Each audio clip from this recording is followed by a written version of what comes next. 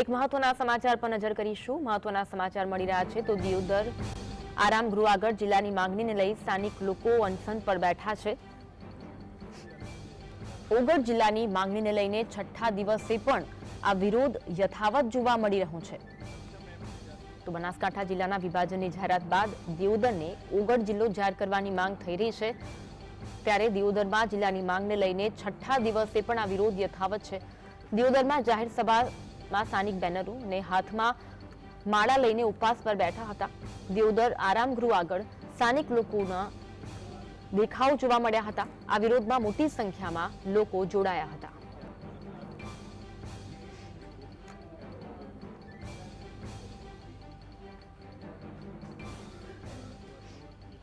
પહેલો તો ઓગળ જિલ્લો જાહેર કરવામાં આવે અને બૃહદ જિલ્લા જે બનાસકાંઠામાંથી થરાદ જિલ્લામાં મૂકવામાં આવે। અમને વાવ થરાદ જિલ્લો બનાવે એના સામે વાંધો નથી।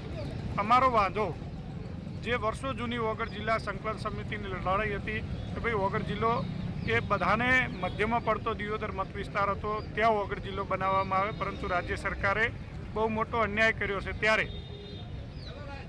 યા તો અમને બનાસકાંઠા જિલ્લામાં યથાસ્થિતિ જાળવી રાખવામાં આવે, આવી અમારી ઓગળ જિલ્લા સંકલન સમિતિની માગણી છે।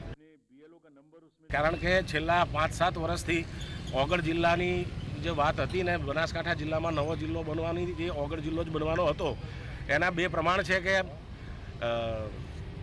બનાસ ડેરીનો સૌથી મોટો પ્લાન્ટ, એશિયાનો સૌથી મોટો પ્લાન્ટ દિયોદર ખાતે આવેલ છે।